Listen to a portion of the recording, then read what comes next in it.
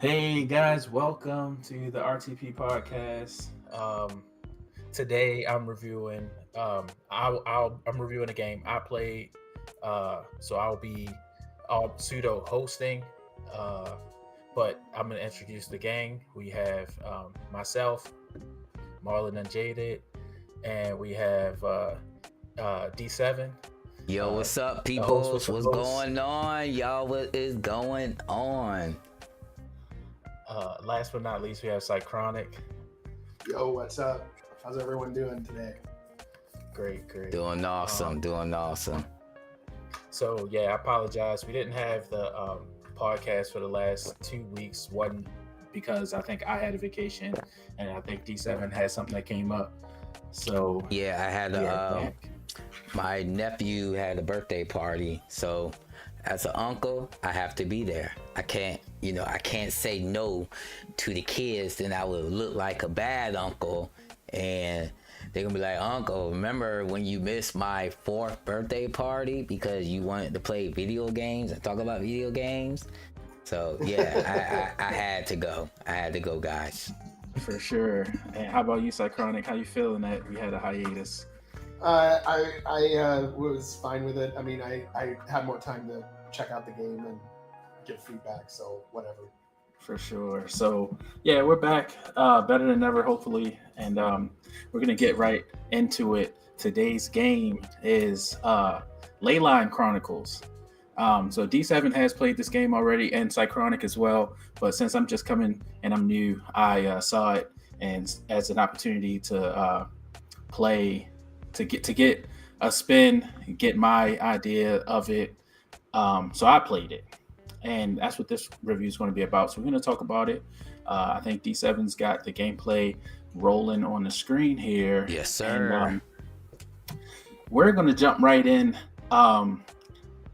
So right now, this game is only on itch, I think, Leyline Chronicles. And from the itch page, I'm going to give you a brief synopsis of what this game is about. Okay? So from the itch page, it goes, Leyline Chronicles is a classic JRPG and a tribute to retro RPGs of the 90s, like Lufia, Breath of Fire, or the beginnings of the Final Fantasy series. Okay. It offers a large world with different regions, monsters, cities, small side stories that fit into the epic main storyline. Okay. Reading that right there helped me out, helped me to understand what's going on, honestly. 8 unique characters with side stories that explain and retell the characters' backgrounds and motivations. A turn-based combo combat system with voice acting that rewards strategic and forward-thinking gameplay.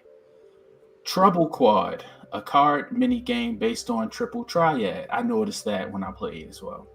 Collect the best cards and compete in the secret card tournament against the best characters in the game world. Okay. A simple crafting system that lets you easily upgrade weapons and armor, providing new skills and combos for the party. Playable on gamepad or keyboard. Great. So that's the game, and how we always start the podcast, we're gonna start with the story. I'm going to give you my take on the story. So playing the game, the story seemed unique, but also commonplace. I'm familiar with the, magic caster story where you have to kind of use your spells or you're in a magic school in order to use your spells to save the world. This story starts off similar to that, where they have to use their spells to protect their town.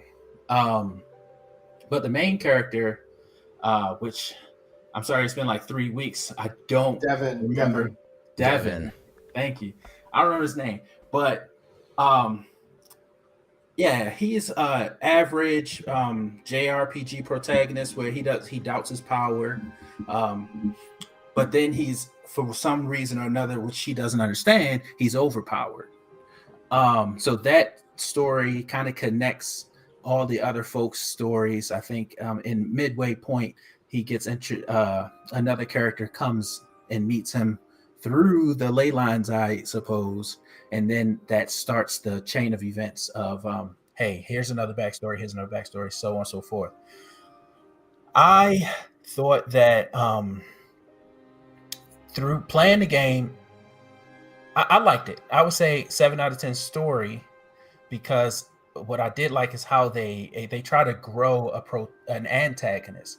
In the beginning of the game, you kind of don't know who the antagonist is, but then I guess the developer tells a story in a way that introduces that character as an antagonist as you learn their backstories.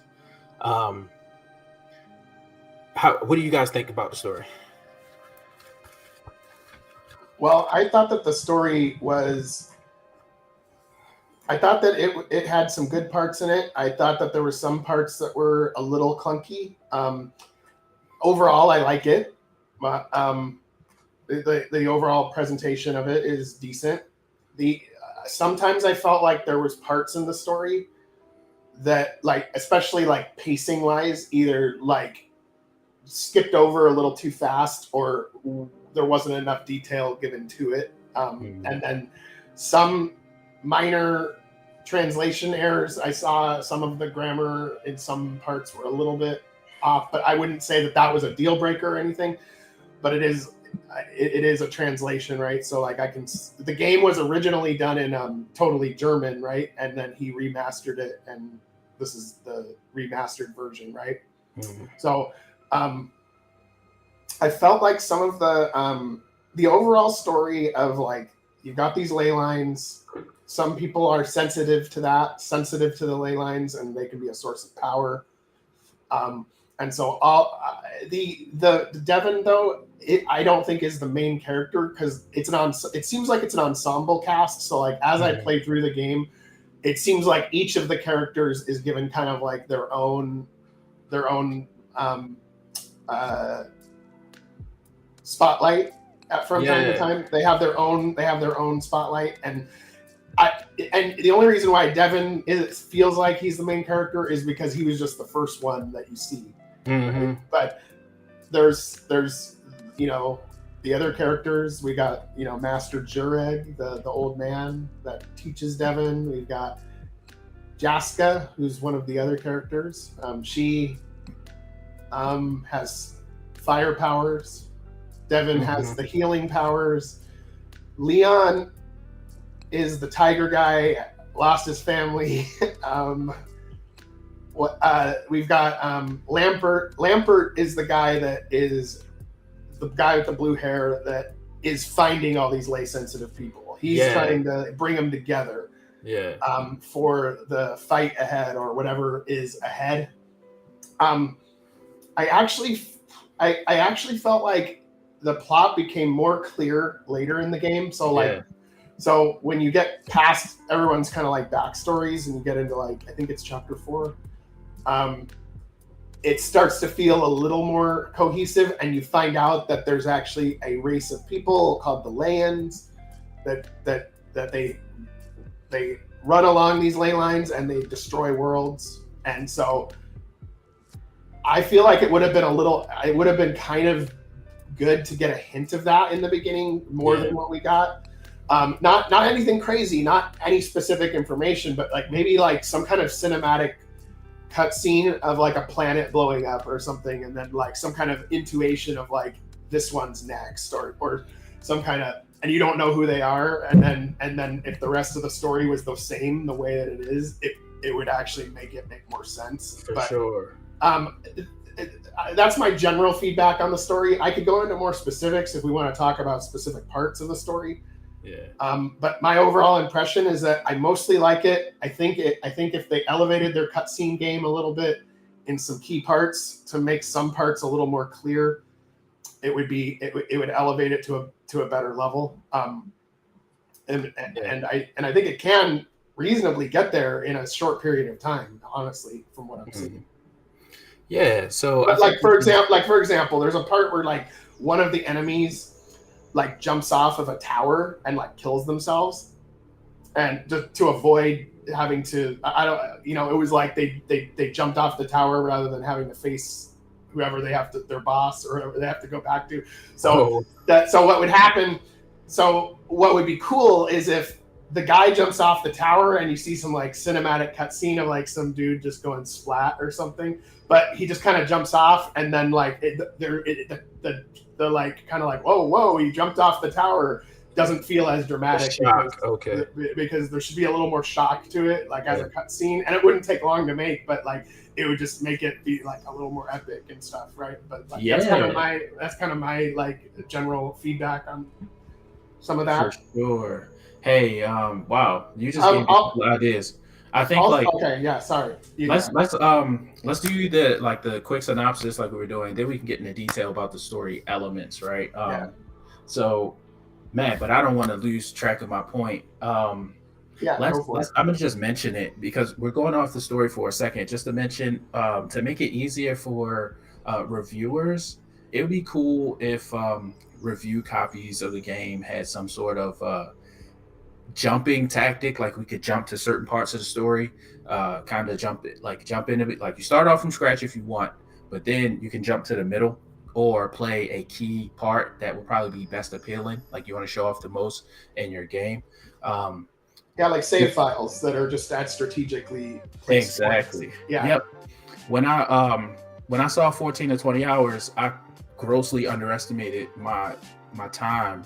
I looked at it and I was like, I can for sure do that, but I couldn't for Leyline Chronicles. So just having something like that, if you're listening, guy out there who made Leyline Chronicles, if you could throw us some save files or something like that, that'd be great. That way we can jump around and get really we can get the meat of your stories. So D7, my man, what you think about the story of Leyline Chronicles? What do I think about the story of Leyline Chronicles? Synopsis, like real quick. All right, so kind of piggybacking off Cychronic, think about how the X-Men were, like how Xavier was going around looking for special gifted children, those who have mutated abilities to do stuff like, so that's how the Leyline Chronicles is.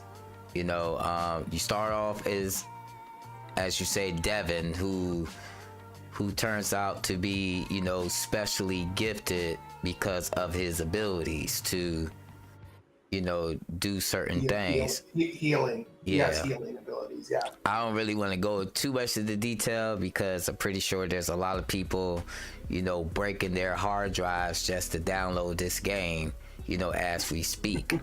Don't want to spoil it for them. But I think in all, you have these individuals who pretty much represents the elemental properties of your traditional RPG genre, fire, water, darkness, light, whatever other elemental properties, is all in Leyline. So the story is kind of interesting because you do have one of the main protagonists, who is the guy with the blue hair. What's his name again? Lambert. Lambert. And there's another individual who is considered to be his partner.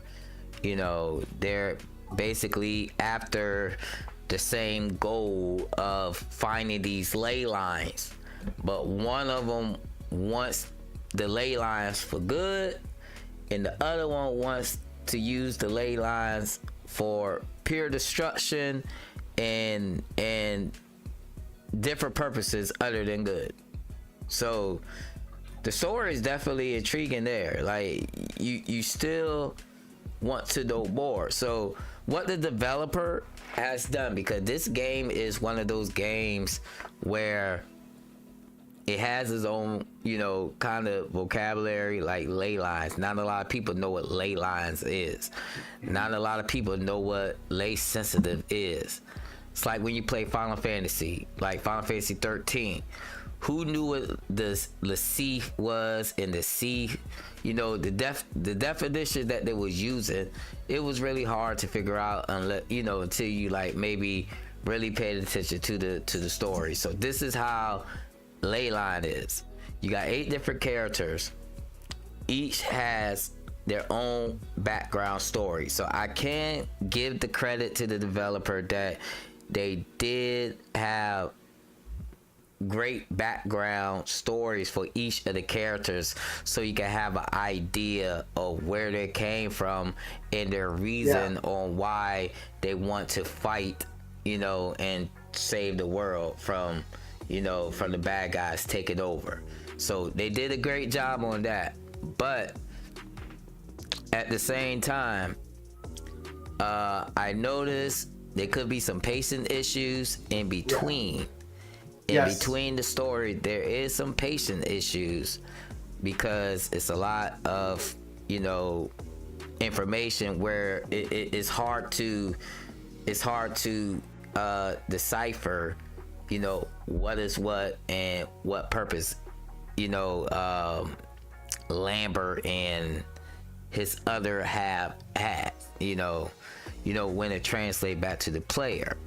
So story-wise, I think the story is definitely unique, and I like it. You know, I mean, I know I say I like a lot of things and stuff like that, but you know, I'm really am intrigued with what the developer is doing. And another thing, they do have some cutscenes to give you better insight of, you know, of the characters that you do pick up later on.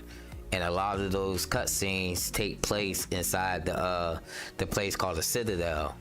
So, you know, in between, you still trying to figure out who is who and who play what role, which in turn forces the player to read about them in the glossary. Because every time you meet a new person, you know, you're not given too much information on them. You got to read the lore that's in the glossary.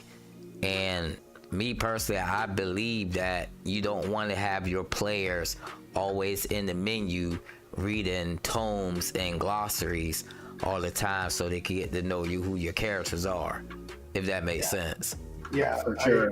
I didn't actually pick up on the glossary, so I didn't even go to it. Me neither. I'm running the game right now trying to find it. Yeah. Yeah, there's a glossary. When you go to your special menu, normally you hit the trigger L1 or L2. They bring up the menu and there's a glossary, and it tells you like the whole background of your characters. Oh, I was playing on keyboard. Yikes! I say I don't know keyboards. Yeah, I'm banning the bots as they go. I'm banning them as they go. And yeah. I don't know why. I mean, me personally, I don't need like save files. And I even told the developer let me just play the game. If I understand the game, I understand it. If I don't, I don't. And in defense to the developer, when I played Final Fantasy 13 for the first time, this is a AAA Final Fantasy game. I did not understand what the heck was going on. I was lost. Only thing I was caught up was with the battles and the exploration. That's the only thing I was caught up in. Story-wise, I had no freaking clue. Man, Final Fantasy 13 was probably the toughest Final Fantasy for me. I'm going to speak to that. Like, that's probably Final Fantasy... Hold on. 12 was... was with the young boy and then the bunny girl. So I remember that, but not as well. It was so many years ago. Final Fantasy 10, 11 was online. 12 was that one really, really cool looking one. 13 was the only one I didn't play with Lightning. I remember it was Lightning though, because I played 14, that's online, and they had an event where you saw Lightning and stuff like that. I tried to play 13, and I fell asleep during the very beginning. Story's confusing.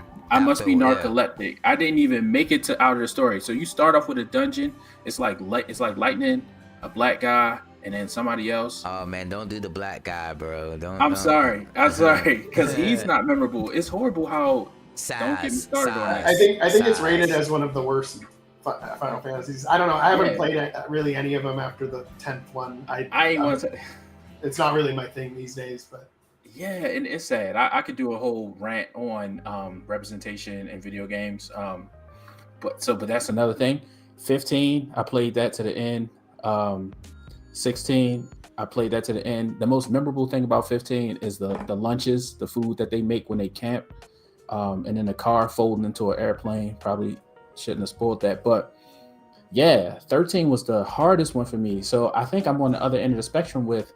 I need to be grabbed when the game starts. I need to be grabbed. I know I'm gonna be sitting there biding my time, trying to Hold on, somebody's at my door. Let me go answer it. Okay. Yeah, just keep on going. Don't worry. Yeah. I'm listening.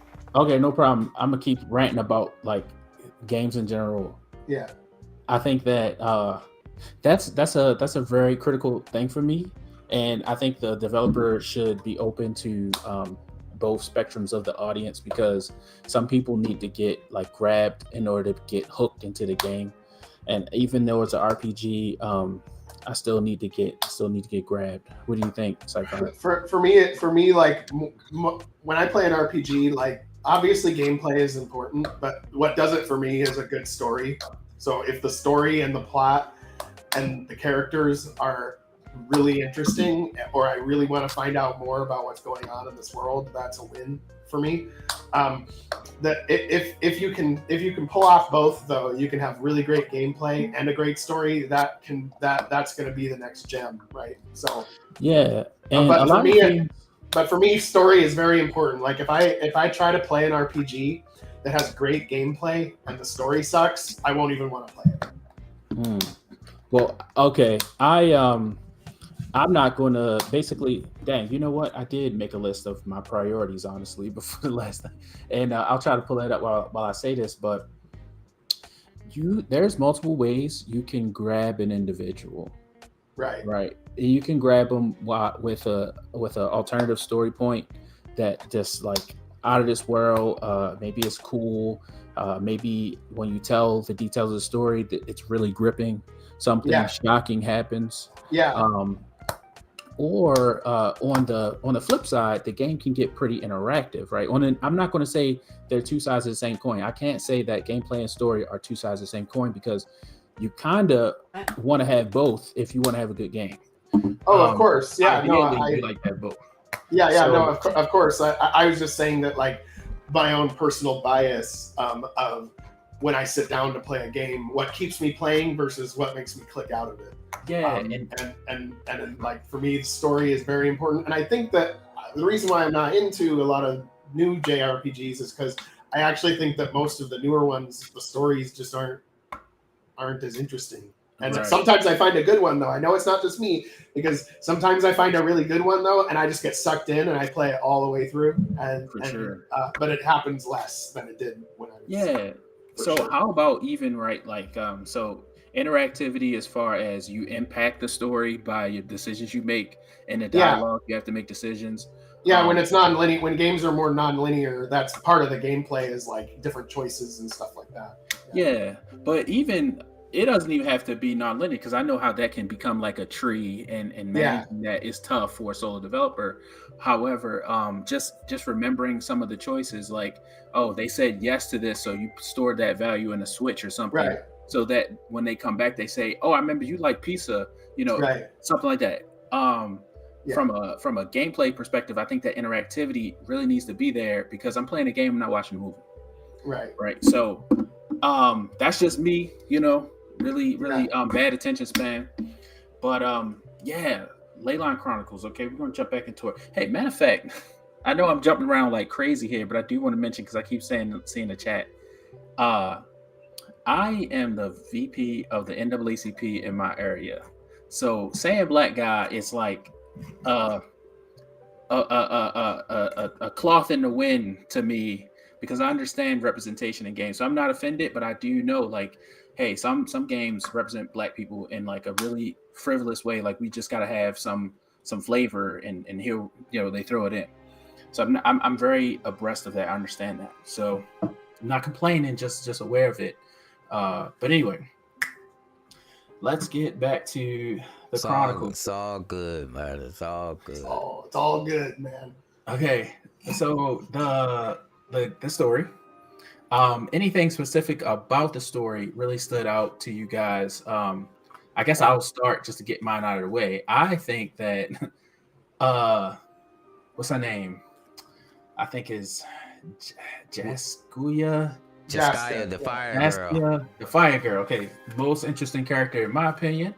And that kind of stood up to me. I think there was a flashback moment where I don't know, Lambert and I don't know, his wife, was that Jaskya or the other? No. His wife was not Jaskya. His wife was what was her name? Because they're both red or orange. I think it's the girl. Was something with an S. Sam. I don't know, but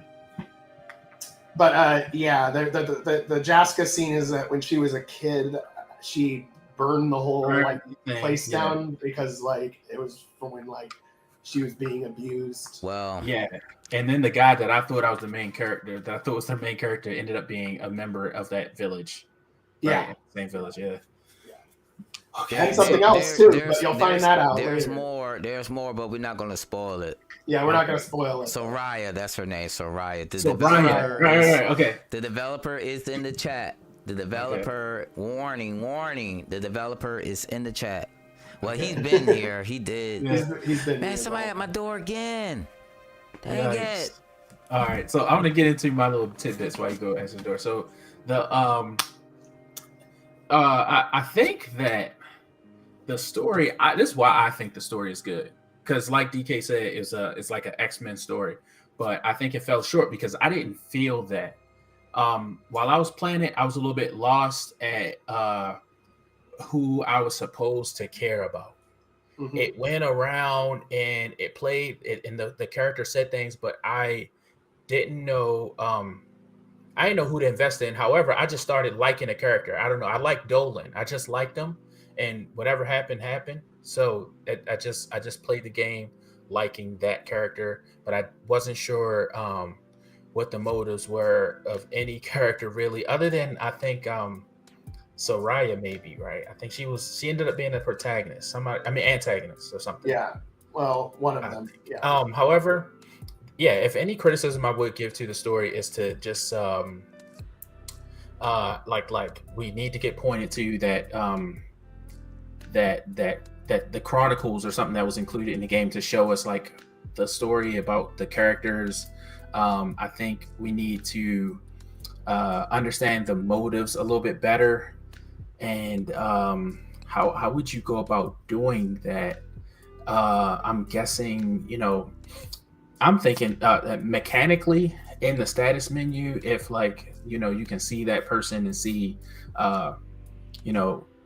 what you see a little synopsis of like where they're from or something about their backstory, what their aim is. I think that would help.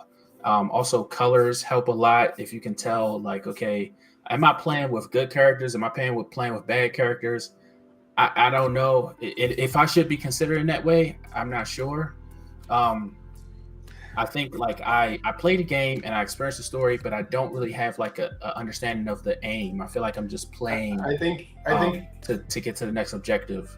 So a reason why I say that gets the 7, which is the good part of the story, is the actual story itself. The thought of, okay, we got people who can manipulate the ley lines, and it's not just a general like save the town type of story. It's like, okay, we're trying to create a universe. You could create a universe because these people are similar like Jedi, right? They got the force powers and stuff like that. Also, keep in mind, they manipulate the ley lines as anything like that. I'm thinking like a universe could be built out of the story. That's why I think it is good. But the conveyance and the presentation of the story is where it could be improved. I agree. I also just wanted to add to your point. I don't mean to interrupt you, but you haven't played the second game, but there's a Leyline Chronicle. You're muted to me. Cychronic? I don't know. Oh, never mind. I think I muted my whole machine. That's me. Sorry. I'm back. Okay. So what I was going to say was that you haven't played Leyline Chronicles 2, but in fact, that's what he does with this. He keeps muting my game. Okay. Are you still muted, or you can't hear It's me? back. It's back. Okay.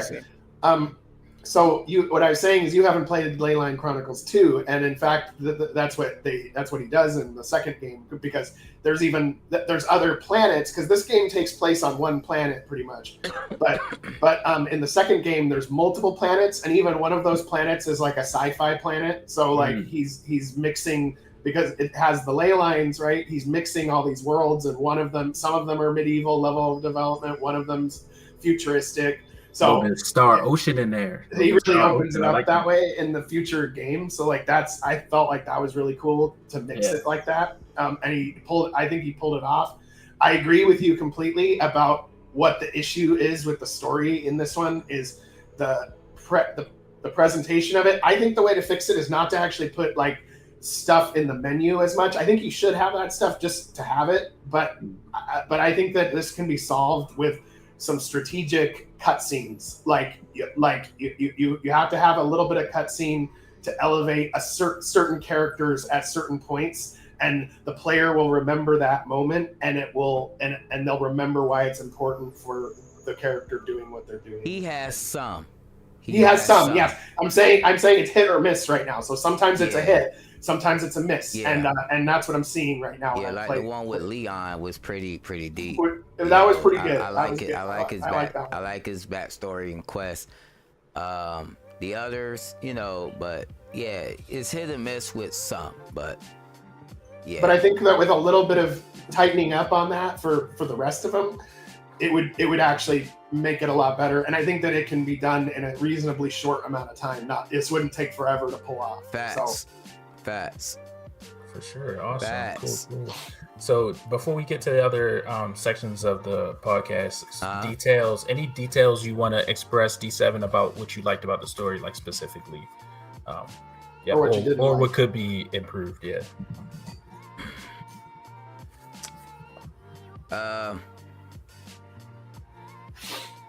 I agree with Cychronic. More cutscenes, in between, like with the members you get. I mean, I do know the backstories, most of them all, except that one girl, the one that can manipulate time. I believe that's her powers, whatever her name is. But I mean, the story ain't too bad though. It's a good story. It's not too bad. It's other things in the game that I feel like could be improved. I think the story is fine for what he's trying to do, because writing details for 8 characters, I think he took when he decided to have 7 to 8 main characters. Is where sometimes people could fall short, because now you're dealing with, and this is a problem what I have with big character, big party member games. You start off as Devan, right? So your focus on Devan because you thinking he's the MC. Now you got Lambert, who's is mainly the head guy in charge, basically. So you're focusing on him. Then you got all these other characters that's coming in. Now you focusing on these characters. Now you're able to form a party that you want, and the other characters become obsolete, and you don't really care about those characters or their background anymore because they're not your main party. So now the only characters you really caring about, or story you really care about, is the ones that you're using, because you're like, dang, I forgot I had this character. Who is this person?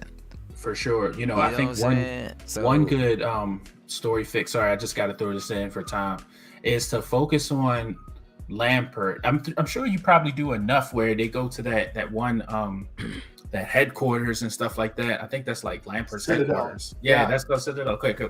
So you do it enough, but I think Lambert almost blatantly needs to say like let's assemble, or like let the player know we're dealing with a bunch of people. We're not dealing with just like the one singular character. Let your story kind of give off that air so that your investment spreads across the characters. Whether you come up against a new character, as soon as you come up against a new character, somebody makes a statement saying,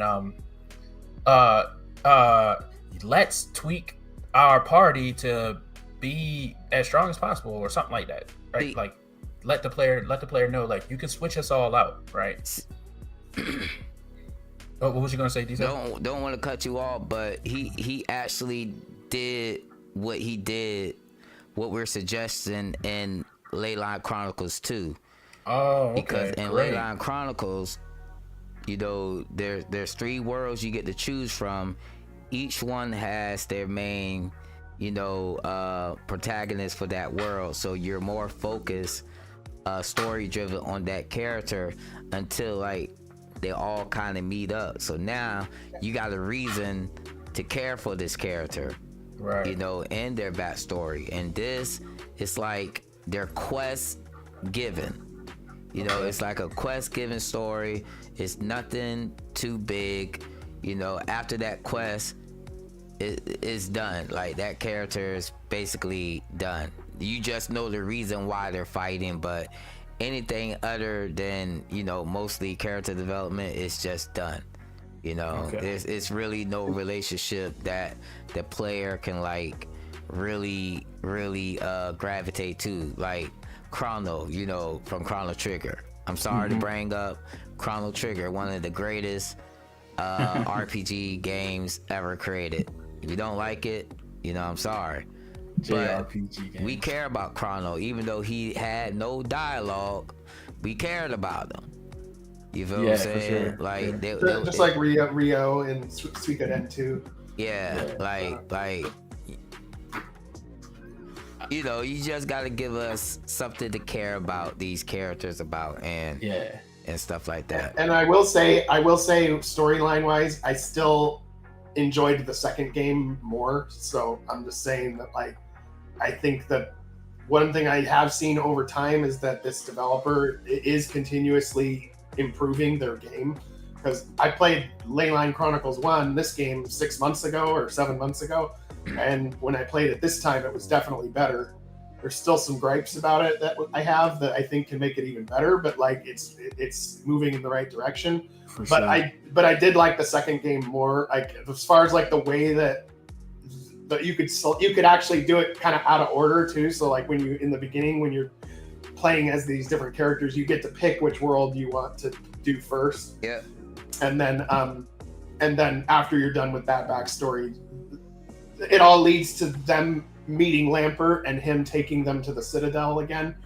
But it was done in a little bit of a different way that I thought was a little bit better in the second game. But of course, this is the first game, so obviously the second game should be better than the first game, right? You know, but okay, I get what you're saying.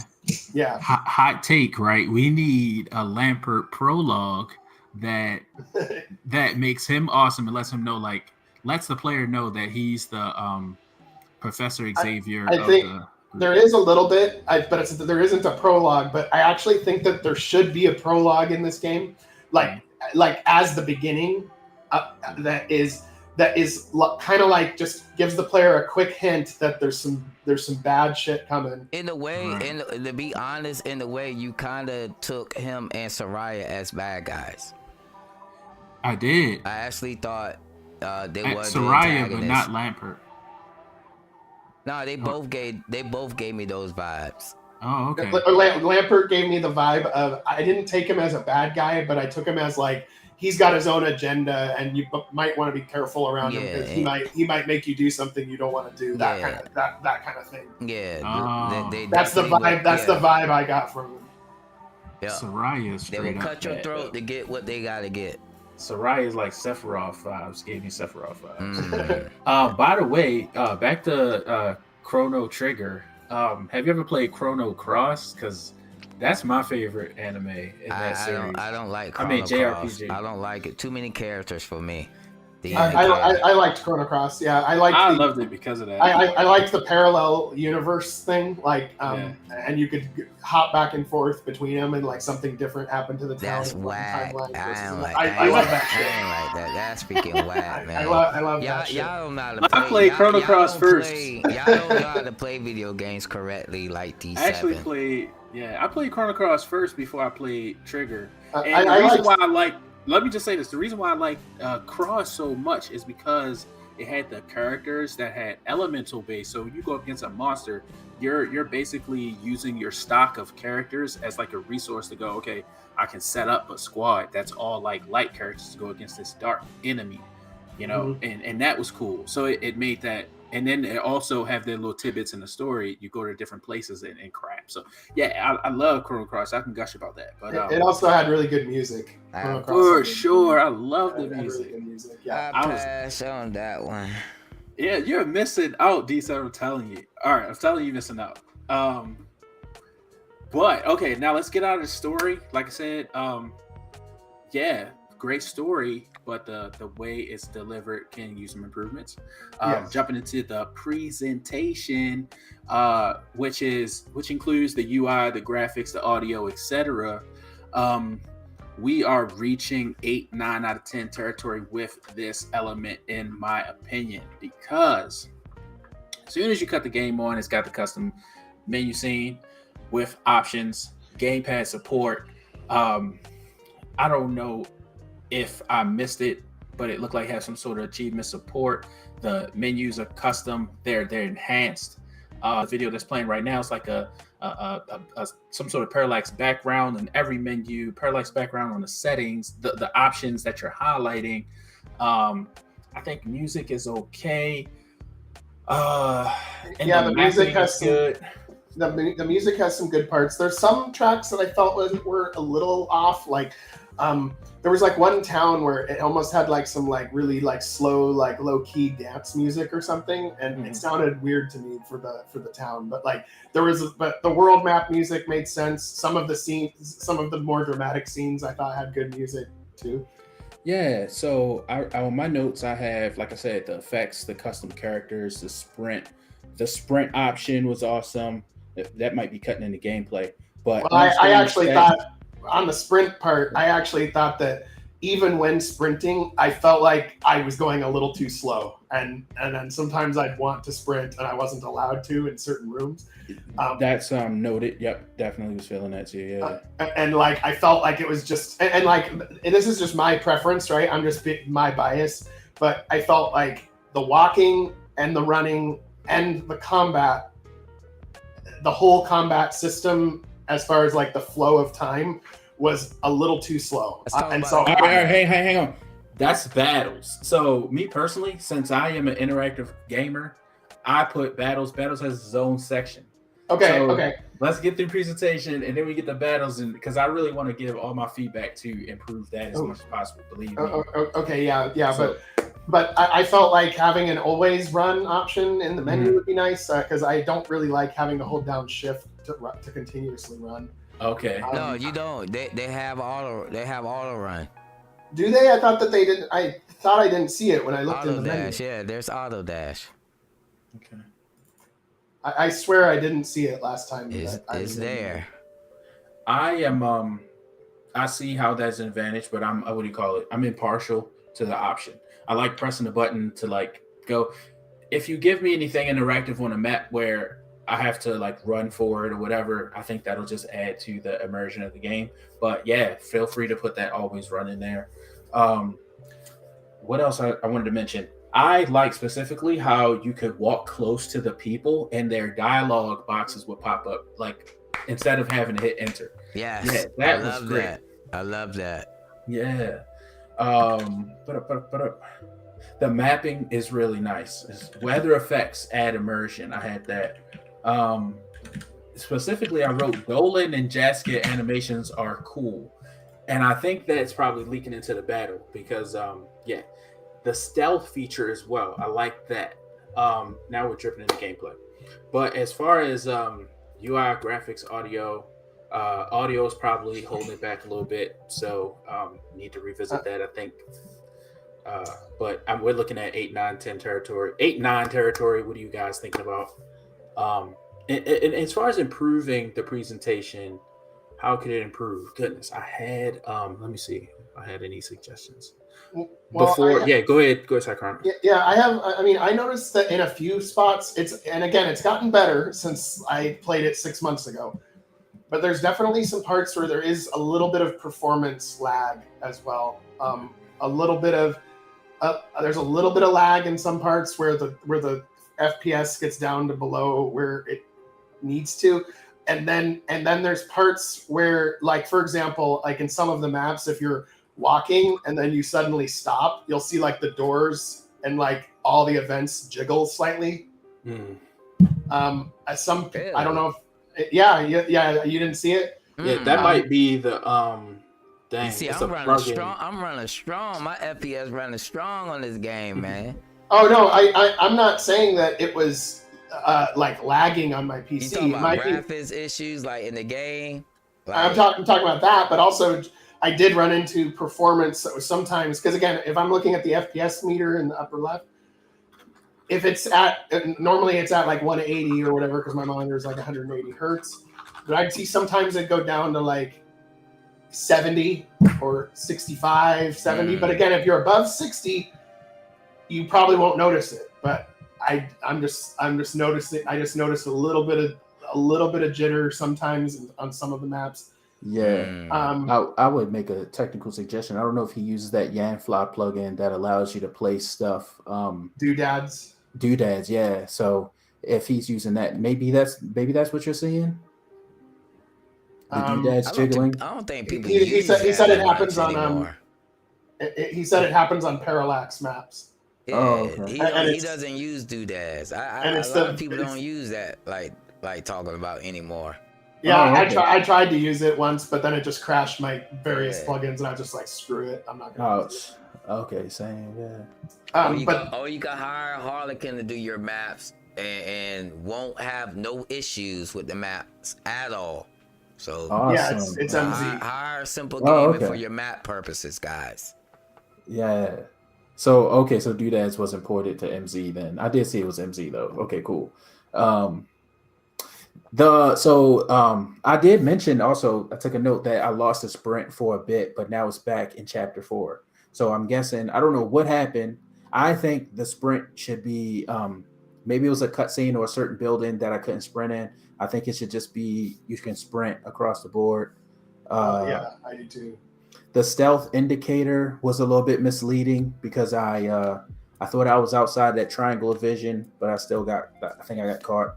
Yeah, I noticed like some of the stealth the area was too big. Like even from behind the enemy, it's still like got like the red on the back because I believe it's a circle, not a cone. So it feels like you was still in the enemy sight. It was kind of janky a bit in the way. Yeah, and I experienced that today. When I streamed the game. Yeah, gotta fix that, my guy. Gotta fix that. All right, so specifically, the stealth indicator. I got another note about the language. I know you said this was a port from another language, but it's there, right? I think some of the grammar needs to get just checked. If somebody can look at that, look at that developer. Player guidance. I think he said it was proofread. Okay. It is, and it's gotten better since 6 months ago for sure. But I still see a few mistakes in there. He should just copy and paste it in the AI, let AI fix it. Okay, because I have another note. I said player guidance could use work. So I think what I meant was I had to discover this. I was confused. I think at one point I was supposed to find somebody's room, Lambert's room or something. I don't know, but it involved me actually teleporting to another town and all of this, but it didn't have that. I ended up going into like the quest log and then discovering that I had to go do this, but the message at the top just didn't translate to what I had to do or where I had to go. So I had to dig to figure that out. I guess I'm gonna just leave that out there. Not gonna really give too much suggestions, but if you want to make that easier, that would be great. Some indication of save points and heal points. The red, the green, and blue obviously were the save and heal points. But I mean, I'm saying obvious, but it wasn't obvious to me. I just was fooling around, hitting stuff, and I discovered it. Whether you want to leave it like that or give some sort of indication for the player. Just generally, this is like a little bit heavy of a critique, but in my opinion, there's too many cutscenes before playing the game. So that's just my opinion. Some people might be cool with that, but I think that, like I said, I got to get grabbed in order to be invested, and that's just my preference. One character didn't have a picture. His name is like Husai, but Yeah, and he was like facing the tree. I think more so in the beginning of the game. There was a little bit of backstory on that. So I brought up the same criticism to the developer about sure they're less important characters, but they don't have faces, and it's a little awkward. Like every character I think should have a face, even if they only show up for a little bit in the game. Apparently, Decay did originally have AI faces for like some of the NPCs, but didn't want to use the AI faces because there might be pushback or blowback on it. I would actually suggest that for the NPC faces, especially if they're non-main characters, that it's probably okay to use the AI faces as long as they look good. But that's my Hey, check this out. Here's don't use the AI faces, DK, because he already got rid of the AI once. We don't want to encourage him to bring it back. You know, even for low character NPCs, don't do it. okay. You might just keep the non-portraits, you know, for just unimportant NPCs, and give the main NPCs and the main antagonists that the player should care about faces. Do not bring back AI. You overcame it, my guy. Couple suggestions, right? I think if you could pan the camera to the character that's speaking, especially if they don't have a face and an image, or make them like hop. You know how if you're talking, you just bounce up a little bit, like, you know, to indicate like I'm the one that's talking right now. I don't know. Or the little emotion bubble, the balloon icons above the head. The two. Yeah, that's there too. But I think like that's telling like more specific emotion. But even if you make them like look in the direction of the person that they're talking to, right as you hit like enter, you know, that'll make it low. No, like it'll change the screen to make you think like, okay, that person has got to be talking. Anything like that, I think those little nuances will go a long way to fix that. All right. Okay, so still on presentation. I think we should wrap up presentation. What do you guys think? Like, you know, D7, did you give us your opinion of presentation, or is I chronic? I think we did. I think we kind of went over it. Yeah. All right, cool. We might be good to go on that. Good, like saying what we needed to say. All right, for sure. I think, yep. So I think it's like really high up there. If those couple of tweets get made, it's going to like really stand out and help players keep focus on whatever the game is. Okay, cool. What's going on, like the story and stuff. All right, now let's get into gameplay. So the interactive factor, gameplay. As far as I got, I think I got the chat before. The gameplay was 5 out of 10. I had to say it's 5 out of 10 because that's the most controversial area for me, because like I said, this is a me side, right? Like I think critics will be critics. They're going to have different like ways of, you know, enjoying a piece of content, whether it's a book or movie, but I got to play the game. Like you got to let me play the game. And as I played the content that I did play, I didn't feel like I was impacting the game at all. Like I didn't have to change the character's equipment. I didn't have to care about levels. And I also didn't have to care about the abilities I was doing. I did a little bit. It got a little bit when I got to one boss fight, and I think that was, I don't know if you're fighting Dolan or something. Like you're fighting one guy who's pretty tough, and you have to care okay, Devan has to heal, and then somebody else has to do big damage combos. But that's been battle. We're going to get to that. So as far as gameplay though, I noticed triple triad was treble quad, which was cool. Boom, flat out. It was cool. I would say it's a clone of triple triad, but it's just cool. So yeah, it's good to have those mini games. Really like it. So but yeah, that's cool. When I met some guy, I think he was talking about triple triad or something. He said the phrase "Hey digga." That threw me all the way off. I ignored it, but just the phrase that so really consider. I know you talking about. Yeah. So just consider that, because I don't know, that might come up in Twitter or something like that if that's still in the game. Wait, what? Yeah. Why would it? What did he say? Hey, digga. Yeah, I don't know if that guy's the triple triad quad guy you get started with or something like that. Change the first letter with another letter. Yeah. So it just threw me off. You get what he's trying to. Yeah. What he feel about that. Yeah. Okay. Gotcha. And like I said, so the art, the when I think about the gameplay, I think about it's an RPG. I think about the role playing aspect. And to be quite honest, Japanese RPGs aren't the best at the role playing, except unless you're playing a hard, concrete character. If you play something like Dragon Age or where you can create a character and you can role play, that's there in some of the European RPGs. But JRPG, yeah, you're playing as anime protagonists and you're trying to save the world. But I need to have certain options. I need to be okay, should I go rest at a pub? Do I want to, get my gear ready? Do I want to grind some mobs? Do I want to cook some food or combine some items? I don't know. Preparing in RPGs is big for me, and I didn't see a lot of need for that. So that's kind of why the gameplay is kind of taking a hit. I need more interactivity. I'm going to generalize. I need more interactivity. When we get to the battles, is another thing. But on the map, the other systems of the game just need to feel like I'm impacting my progression. I want to feel but maybe it's tough because of all the characters and the type of story you're trying to tell. That's basically where I'm at. What do you guys think? Hold on, before we answer that, they saying that digger is a German word. It means buddy. Yikes! So hey, like I said, it's up to you. But I looked on Google. It did say it's a greeting to express a range of emotions, and you could say moin digger. That's for my, you know what, or hello dear friend. Moin digger.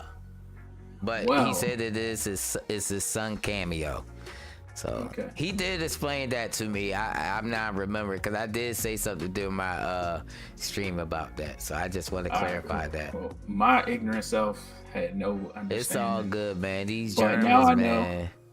But like I said, if I knew and everything, I wouldn't take offense. So now I know it's actually just, it's not just some random RPG word you want to make up for cool people or, you know what I mean? Yeah. Some folks do that, but so it's a real word. So respect for that, but I can tell you because of my ignorance, I don't know much German at all. That was my reaction. However, so let's jump back into gameplay. Yes. So I actually liked the gameplay a little more than a 5. I actually would put it more like a 7. Mm-hmm. There was some stuff that I had to for example, if I tried to play the game in its normal state, I felt like it was way too slow. So I set the animations to fast. This is for the battles. I'm not talking exclusively about the battles, but it's part of the gameplay, so I'm going to talk about that part. So once I set the animations to fast, the animations looked more awkward, which was not good, but it felt like the right pace when it was set to fast rather than normal to me. I felt like normal was taking, the action sequences were taking twice as long as in my head I felt like they should have taken. We on battles already? We're on gameplay. And I'm trying to keep Synchronic going. But gameplay.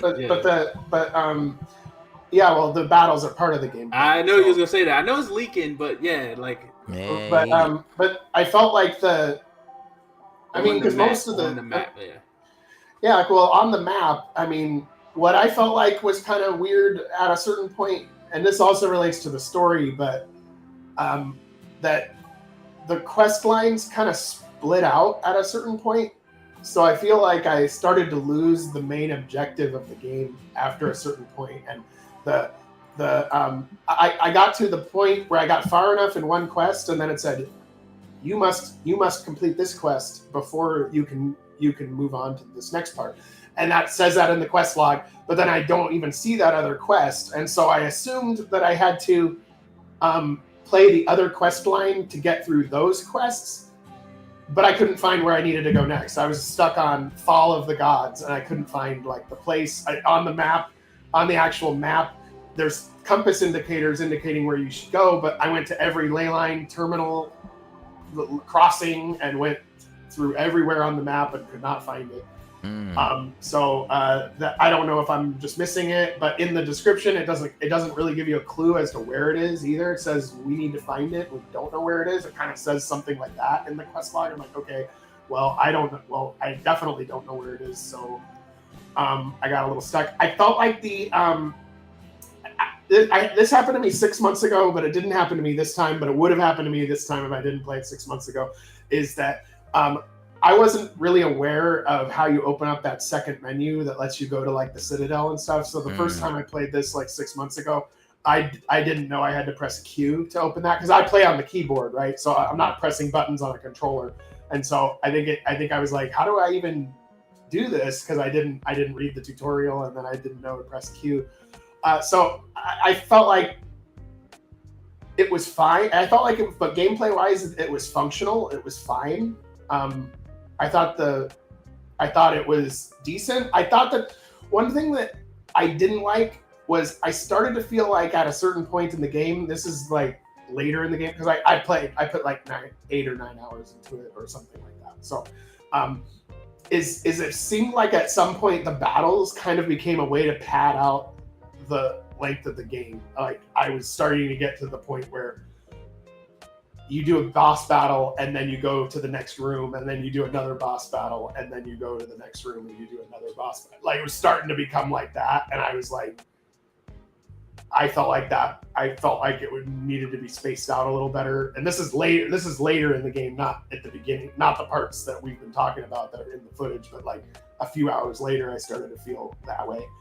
So that would be my main critique on that. Hey, I think the developer added some interesting points to our conversation regarding the gameplay specifically. So he mentioned that Chapter 5 was more like supposed to be like an open world situation, and I think that's where you start caring about the equipment and stuff.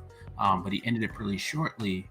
But then he said he didn't rip it out because it would break the game too much. How do you guys feel about like how the pacing? So how you play the first 4 chapters, and then you get to the 5th chapter, then you start to care about the equipment.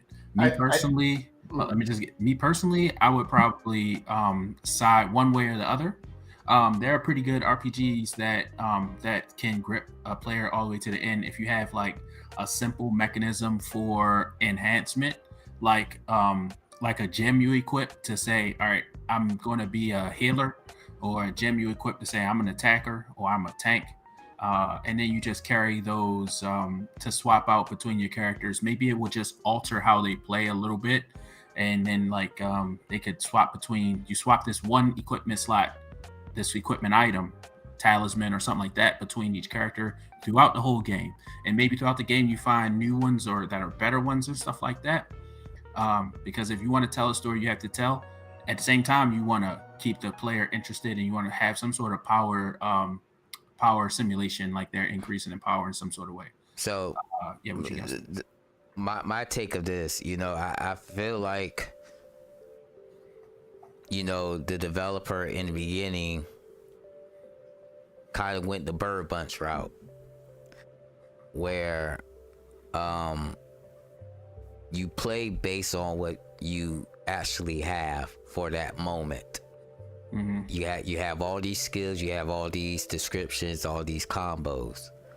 So there's no need for any equipment. There's no need for any leveling or anything like that, because it's kind of, the game is already, you know, it's already you are already strong enough for any fight. It depends on how you strategize, you know, your moves and figure out things in the mechanics. So that's why I'm pretty sure we didn't have all this extra stuff. Now, as time goes on and he see people play the game a certain way, then maybe he realized, you know, people isn't as good as he think there is. So now we got all these equipments, all these items you could craft, and all this stuff, you know, kind of guide the player, you know, in the direction, because you know that when you level up, your stats don't go up too much. Right. So it's not like you getting an advantage.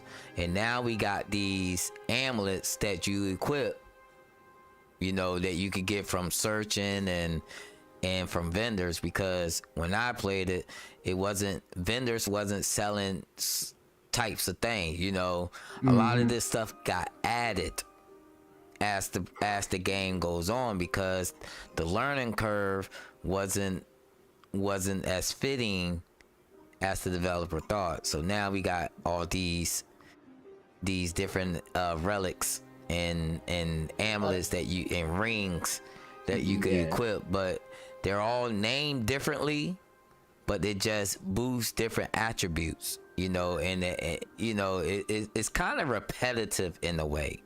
Okay. You know, it takes away the uniqueness that the game has when it comes towards the combat, because I know, for example, they got something called something of the elephants, which raises your defense and raises. Then you got of the platypus, you know, amulet of the platypus, or amulet of the tiger or the lion, which really makes no sense in terms of story wise. Like, it really means it's just like filler items to I guess enhance your gameplay, because you get to survive battles and do more stuff. But other than that, you know, still sticking on gameplay, I think the gameplay is feasible for those who like, you know, exploring, you know. Yeah, there's lots of towns, there's lots of places to go in this game. There's lots of places, for sure. It's a lots of places. It's great for those who like to explore and to find great things and to grind. You know, with the crafting system, you could craft, level up your weapons. You can level up your armor. You can make crystals from other crystals, you know, to help level up. Then there's, I believe, I don't want to be wrong, but I believe there is a tier system, like with different items as well, if I'm not mistaken. You know, I believe there's, like, with the amulets, I think there's a tier system. I'm not sure. I could be wrong, but I think there is, yeah. But in terms of that, I think this is the developer way of trying to, you know, padding down the confusing combat. Okay. It did seem to make it more balanced, though, from what I saw when I played it. Now it is. I'm pretty sure you could beat this game. You could beat this game, you know, if you understand the mechanics through and through. Oh, for sure, yeah. Without having to upgrade. And when I played it 6 months ago, I did not. I played it wrong, for sure. So, but I got it better this time when I played it. But I do like the mini games that's implemented. You know, I think DK is, well, you could see it mostly in LLC 2, but in this one, you do have your mini games, you do have your side quests, which makes you want to do the side missions because you get well rewarded for doing these type of things. So the player could definitely be engaged with the world, you know, because I believe there's hidden bosses, there's special bosses, you know, that's out your league, or you could be out their league. You know, there's some backtracking, which I like in playing a JRPG. I like backtracking. I like going off the directive path. You know, I want to get my butt whooped. I want to win too, but I want to lose in one area and figure out, okay, I'm not ready for this yet, but this is cool. I could come back to this later and handle this. You know, I like playing games like this. So I like Leyline. Leyline is a pretty solid game. Don't get me wrong, and for a free game at that. You know, this game that is free is doing, you know, a lot for sure, than what you would find in some commercial games. So that's a plus right there. But you know, other than the story, you know, I really don't understand. And there's some, I'm pretty sure we're gonna talk about this soon. You know, some combat scenarios that, you know, I'm pretty sure Cyclone don't like, I don't like, and you know, and Marlon don't like, you know. So, but other than that, I think the gameplay is pretty standard. It's pretty standard with a little bit of, you know, whipped cream on top for those who like to just explore. You would get rewarded for exploring. One thing I failed to mention back in the presentation is that the on-screen status as you're walking around, I think that was a nice touch, very nice touch. Yeah. Showing your players that you have and stuff like that. So yeah, props to that for sure. All right, so and another thing, when you do upgrade your weapons and your armor, you do not know. You like when you click on the item, you don't know who you're upgrading unless you know the equipment. Okay, that's something to know right there. You don't know it. Like, you know, like you click on the weapon, it would tell you who it belongs to.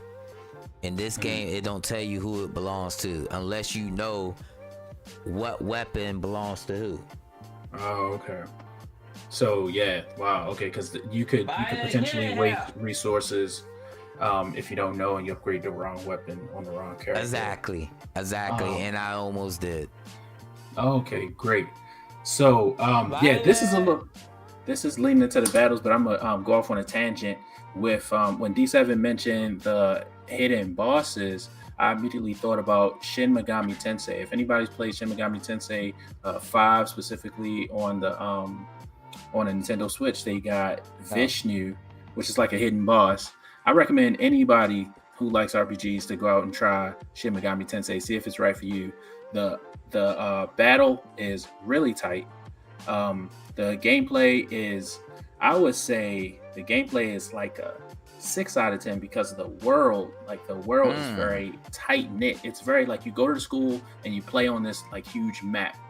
There's a couple of roaming and stuff like that, but there's no like, you know, party management. There's no like, okay, you go to towns and things like that. You run around the whole map crushing demons, but the RPG battles is top tier. If anybody want to see like a good representation of using your strategy to your advantage, strategy heavy, because you can't just get strong and then crush the final boss. Okay, and then you see the hidden boss Vishnu. He really leans on you can't just get strong, like get level 99 and be able to beat it. You have to, because he has auto kill abilities, right? Abilities that if you don't protect against initially, you'll automatically die. He doesn't like spam them, but it really leans like, hey, you have to come at me with a strategy. So please, like for any aspiring RPG maker, please look at Shin Megami Tensei 5, specifically the Vishnu fight, and you'll be you like. You said this for the Switch? Yes. Not for PlayStation. So Shin Megami Tensei Vengeance. I don't know if it is the re-release, and I know that's on the Switch, but maybe it's on other platforms too. I actually think it's on PC too. It's on Steam. I know for sure it's on Steam. Shin Megami Tensei 5 Vengeance. Yeah, they should definitely have it's for PlayStation. Cool. Yeah, all right, check so it out. that is like top tier. I can't wait to play that again. I feel bad spending extra money, but yeah, it's a good game. It's a good game at its base. So let's get into those battles though. Dun dun dun. Battles, So battles. I know I've been like hassling y'all to like chill and not talk about the battle specifically because in my opinion, back when I started playing specifically RPG Maker games and then JRPG games, I seen it as almost binary as far as the way you interact with a JRPG. You walk around on the map, you talk to people, but then literally the other half of the game is battling. And everything that has to do with battling, I'm talking all the way back to the game of like Dragon Age 1 and 2. You go out there and you battle. You get random items from battling. So I particularly love that part of RPG games. That's why I want to dive into it so much to make sure RPG Maker battles are great. So, okay. First off, I'm gonna just say the battles take a little bit too long. And by a little bit, I'm saying generously because the battle system is very robust. And I think that it is very, like you could tell, a lot of care got put into the battle system. I love the battle animations. I love the unique monster choice. I love the actual mechanism of battling when you do the combos of your specific characters. I love that. So, but understanding that was tough for me. I couldn't understand. It took me a while because I had to like battle a lot, I guess, right? To see, oh, this guy has a combo that actually heals my party, and I should use that if I run into a tough spot. I would venture to say, so I'm going to go off on a limb and say, hey, kill the player. If they don't use your battle system like you intend for them to use it, you should kill the player because they need to know, right? At least get them to a point where a character is down and they got to make an adjustment, or really lean into, hey, I am the healer. Like, however you can hint to your player to let them know that this is like you want to use the strengths of the characters, not just attack. In the beginning, that's what I found myself doing because it's combos. So I was like, all right, what combo is going to do the most damage? But then I started learning because I had to go to like a separate menu, which was a little bit of a gripe for me.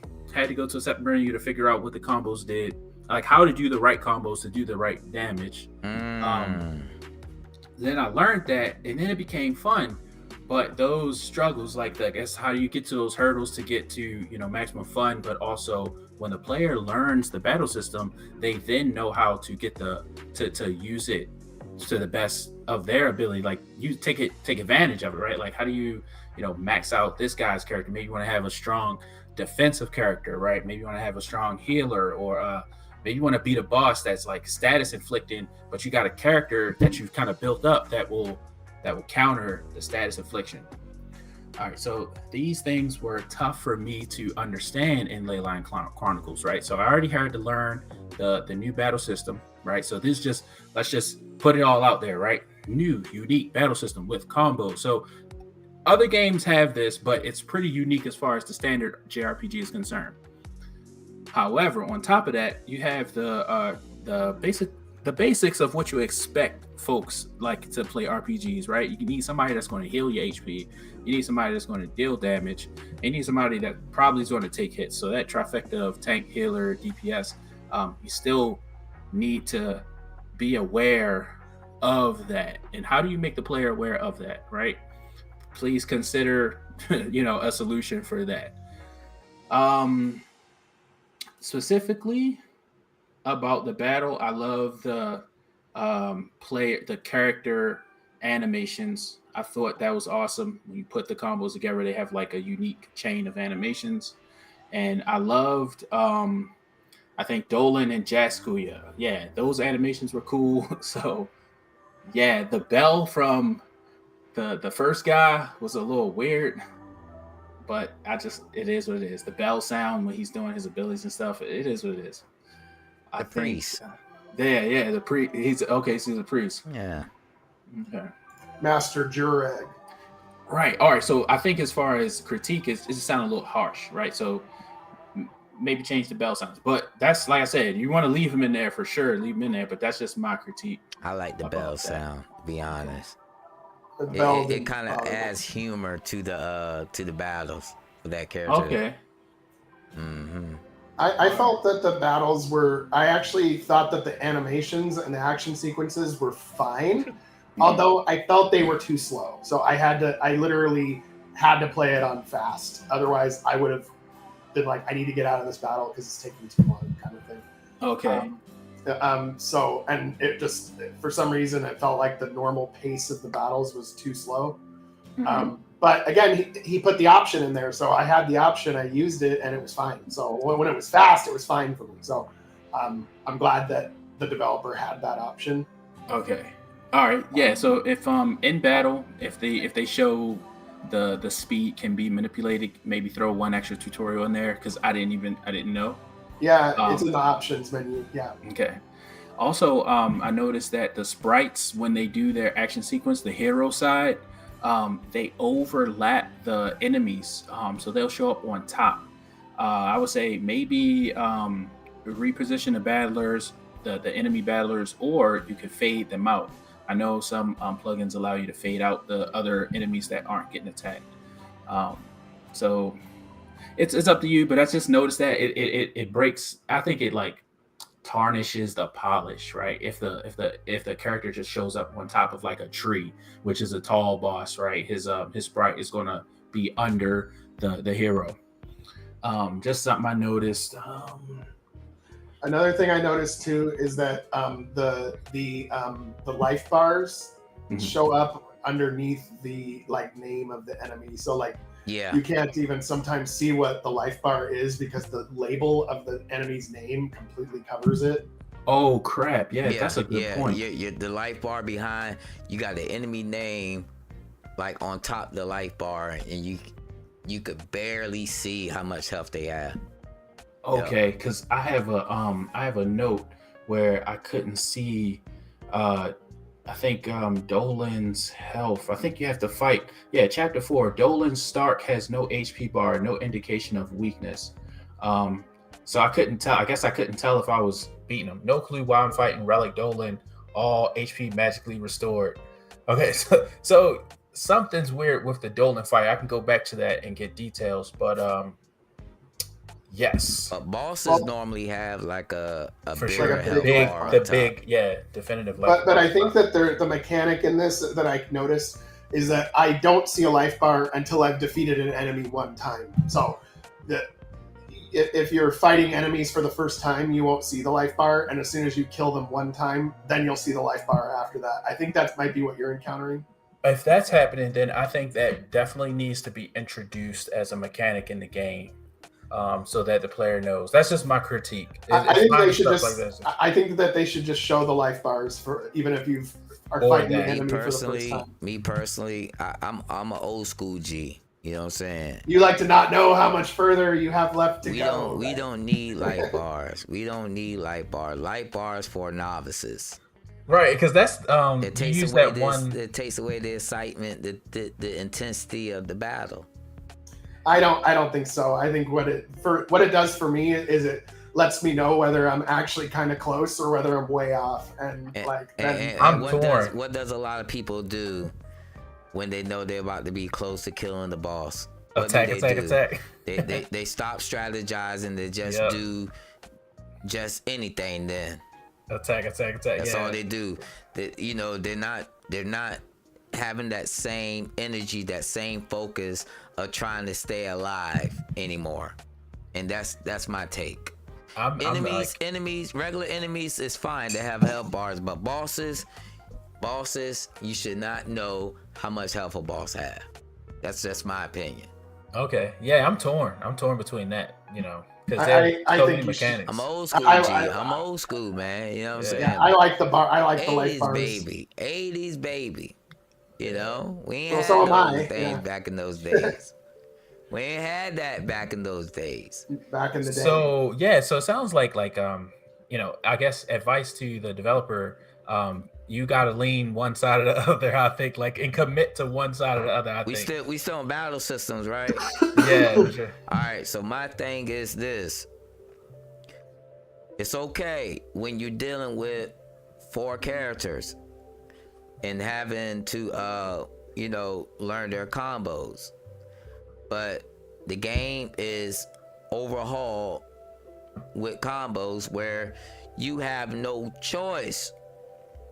You have no choice but to go to overview and see one by one what each individual skill do, because you got some skill lowers agility, some skills break shields, some skills add buffs, some skills setup. It's a setup with other characters. Like you could have one character set this up and another character could follow it. You got to memorize over maybe, I would say, 50 combos in total with ultimate attacks. Then you got then some of the skills take MP or lay points and chain points. On top of that, then you got other characters whose skills take your life. So memorizing all of that is very tedious and will make the battles last longer than what they are, because even regular enemies like your mob enemies, they take a long time to beat too, because you're still doing the same thing. You trying to figure out the combos, or you could just get lazy and just do the ones that don't take any chain points at all, which is normally the the Y skills or the up skills. You could just do those and hopefully you win. But I feel like it's impossible. It's impossible to memorize all these combos, even during a heated battle like a boss fight, because I can hardly oh remember. My God. Yo, what's up, even a few of them. Yep, but let me mention. Okay, so Neo has a question. We will get to that. But on combos, personally, if you allow me to progress into the vast variety of combos, also, like, this is kind of might be a little bit too much to make an adjustment in your game specifically. But if you allow me to kind of set some combos, I'd be fine with, hey, I only know, I don't know, one combo in the beginning, but then in 10 minutes later, 15 minutes later in the gameplay, I get a second one. So then I got 2, and I got one for one point, like one reason. Okay, this combo might allow me to, I don't know, increase my attack, so then I can use the second combo, and the second combo is like maybe it's an AoE or whatever, right? So it's got two functions, and then let me grow into the vast majority of the combos. Having them all at once is a little overwhelming, as D said. Let's get to this comment. So Neo Soul Gamer said, great point, D7. How do you feel about poses that communicate that you're close to defeating the boss? That's a new thing, like I don't mind that.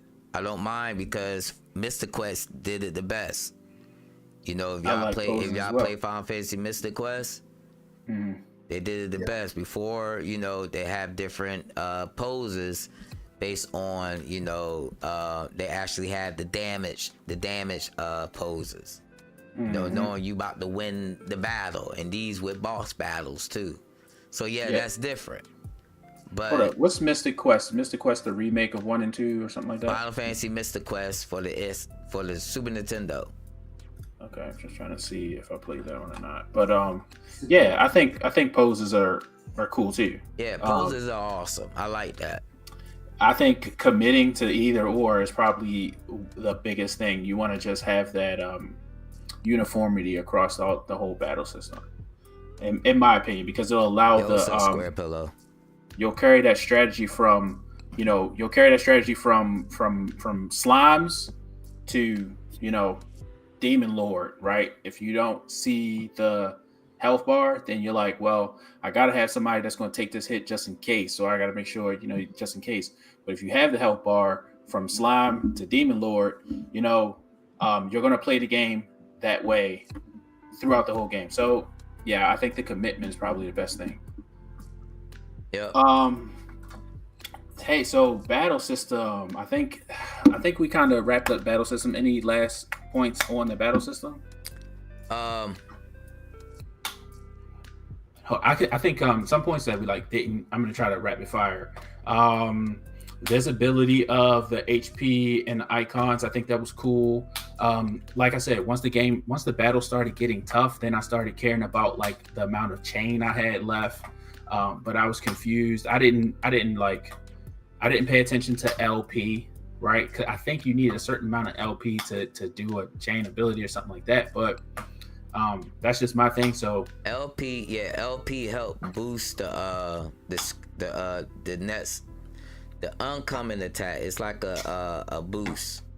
Oh, okay. Like a boost system, but it boosts the net's attack, but it's mostly used in some of the ultimate attacks as well.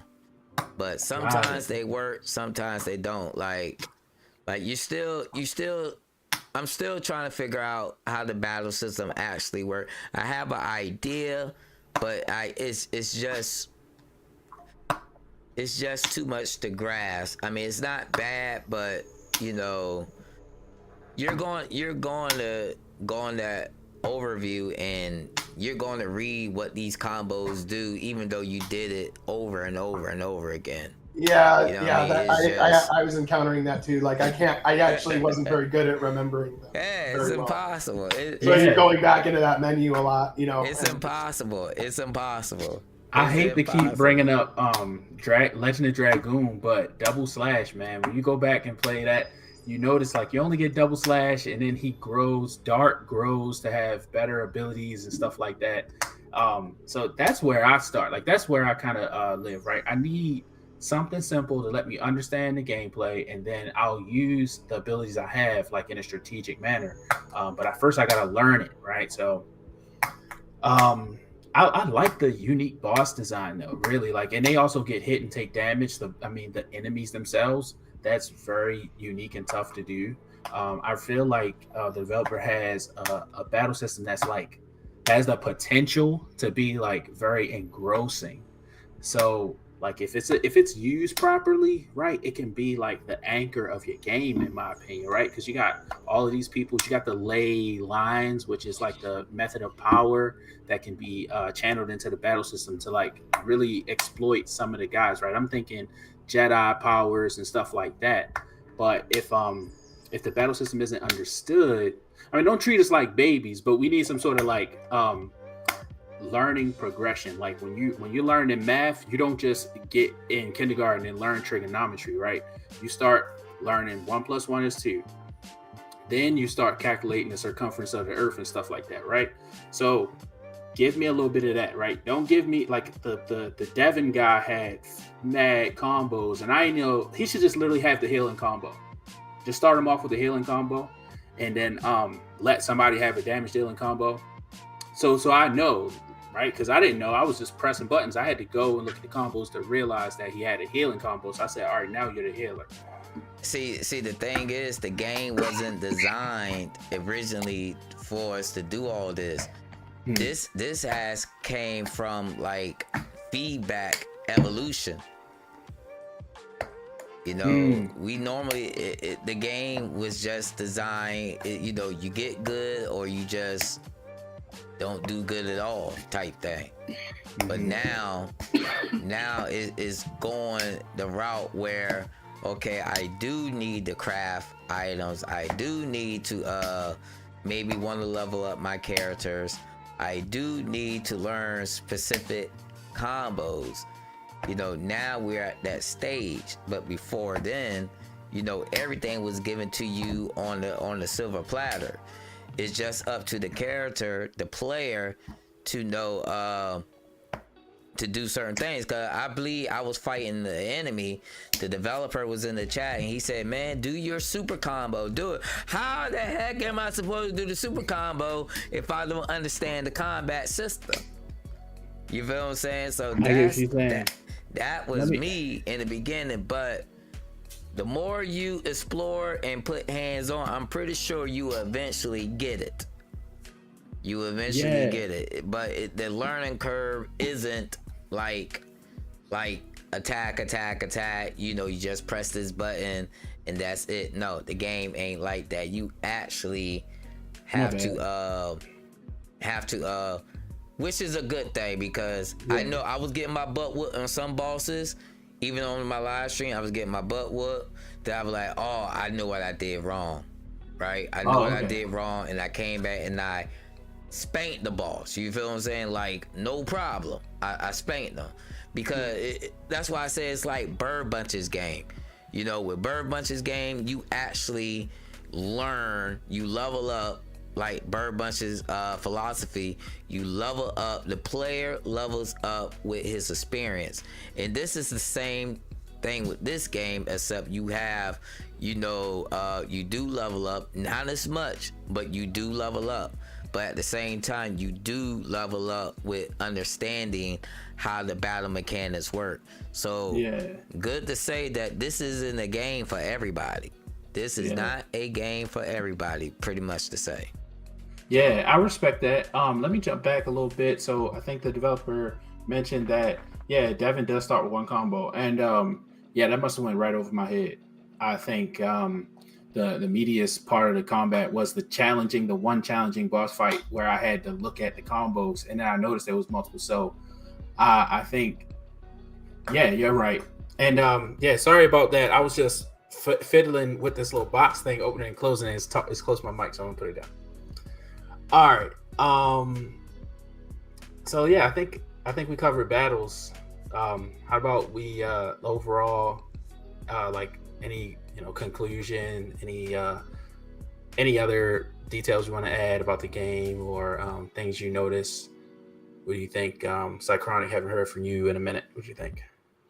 Yeah, Cychronic, quiet over there. My goodness. No, I'm not quiet. You guys are just yapping all the time. So dang, that's how you feel, my brother. No, I'm just kidding. So the overall, I think that it's a pretty good game. I like it, and I like the second one more. Even currently, I still like the second one more. But I do think that the combat, after I figured it out, it was pretty fun. I felt like it was happening a little too much later as it got into the game. Pacing wise, it felt like it was padding things out a little bit later. As far as the overall, the presentation of the game, pretty good actually. I don't actually like the Lowe's sprites that much, but that's just up to preference. I don't expect the developer to change those out or anything. Hold on. What do you mean, like the battlers or the Lowe's sprites? I don't like the way they look. Like I know a lot of people use them, but even in Leyline Chronicles too, you don't like them. Yeah, I don't like the way. I don't like the Lowe's sprites. You look crazy. They look like too much like you're playing like a mobile game or something. I don't know how to describe it, but like that's what it feels like when I look at them. But I'm not trying to rag on this game at all for that. It's a standard set. A lot of people use it, so I know it's good, but I'm just saying from my perspective. But I think with this game, I mean, with what we've talked about, I mean, I don't know. I like it. I like it, but it needs a few improvements, and I think the developer is definitely working with that, doing that. I think the developer needs to get their Steam page online, because you got to get those wish lists going, because you're trying to promote your next new game coming out, Leyline Chronicles 2. You can be getting free wish lists right now. So like you don't even have, you can release your game whenever you want. You don't have to release it anytime soon. You can release it at the end of this year, next year, whatever. But like get that Steam page up so you can start getting your wish lists going, because you're gonna be able to use your first complete game to advertise the second, newer, better game that's coming out, right? So, and the longer you wait, if you have to do it at the end, you have to do. There's a lot of free options that build up the wish list over time, but if your page isn't up, then you're gonna have no wish list. So, just saying, like getting that up ASAP would be a good idea. For sure, good point. Good point. Just want to mention that cloud boss, that cloud enemy, looks cool. I get the reference. It's got the cloud. Yeah, yeah. I like it. It's cute. So yeah, stuff like that is awesome. D7, did you have anything you want to add? Overall, for a free game, I think it's a good game. You know, for what it is. I mean, I definitely enjoyed it. You know, other than like the battle systems that could take forever, and you gotta remember, this is not a boss. This is a regular enemy. And I'm doing all my strong attacks. You feel what I'm saying? I'm doing all my strong attacks to take this thing down, but it doesn't want to go down, you know, the way it should. You know, no battle shouldn't last no more than 5 minutes. And it seemed like 5 minutes is like standard for just a regular battle. You know, and I agree. I think that's a bit too long. Like, especially when you have upgraded items. Well, the developer was like, well, you ain't upgraded enough. You know what I'm saying? So, but at that time, I feel like I'm enough. You know, so. But overall, the game is definitely, it looks good. You know, the evolution of it, he definitely improved a lot on it. You know, I can't take it away from this developer. You know, it definitely looks great for a free project, and he's dedicated to his craft. That's yeah, for sure. yeah, he's dedicated. He went from using AI to meeting the RTP gang who got on him about that, and now he paid $25 per portrait of the main characters to invest money into a free project to help promote a commercial project. Now, of course, part 2 is going to be better. It got a great overhaul, but at the same time, you know, you can see the dedication that he's put into the game. The game ain't perfect, but all the other RPG Maker games out there that are commercial, this pretty much can contend with it, with those games, given that this is a free project with a little bit more care into it. It may not be done right, you know, but this is definitely a passion project, you know, by the developer that can work. But it's just, I've seen Bugfrad play through, I've seen Ryan C play this game, and yeah, they did well. You know, some games, that's why I said this game isn't for everybody. Some people will resonate really well with this game. Some people won't. Some people may have struggles. Some people may have issues. It's not perfect. It's not perfect because it's not commercial. You can't expect it to be perfect. You know, he could just make improvements on it and whatnot. The game is complete. He really can't change a whole bunch of things story-wise because it will break certain things. You know, so just use our feedback for LLC 2, and maybe, you know, you will correct the mistakes that you made in LLC 1 and put it in LLC 2, if that makes sense.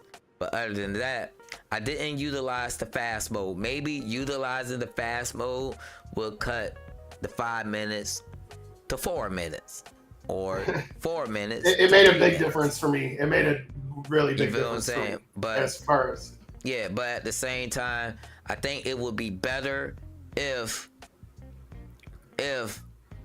we actually leveled up, learned skills, got specific skills, or maybe like a learning mechanic where I can actually study the skills as I go along without having a whole bunch of skills. Because if you guys not realizing, you got 4 different attacks. You got 3 attacks which cost chain. Those do special things too. So you got to know what they do as well. Versus the one that doesn't take any chain, because you do have to attack.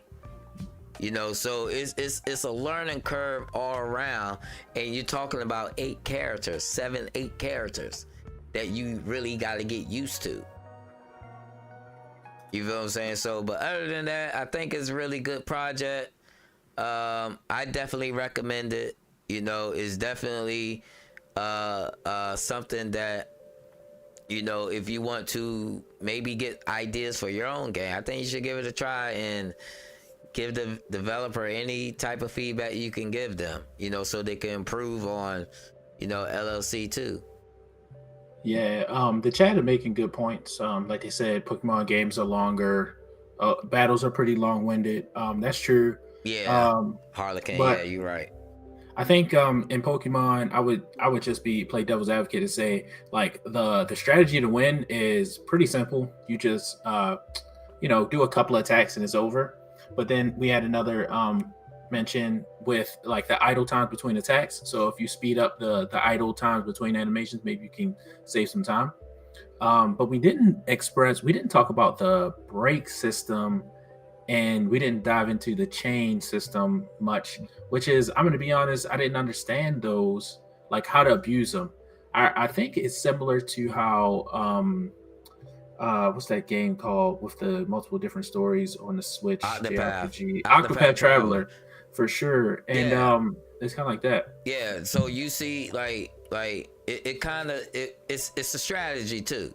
Don't get me wrong, it's a strategy. Like this is why the overview is important. That's why the overview is in the battle log. You know what I mean? Like in the command log. You know, certain, like the wolf guy, Leon, he has a skill that would take 8 shields from you. You feel what I'm saying? And Lambert has, he has an attack which costs 1 chain and it could take 2 skills. So you could take 8 skills off of 1 enemy. So before a boss do like a big attack, you break their shield to, you know, take them out their turn order so they won't damage you.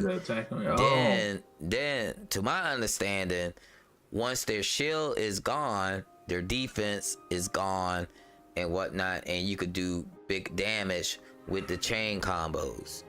So it's strategized, but once again, you gotta go and you gotta read a journal to figure out what skills take away the shields, because everybody has them.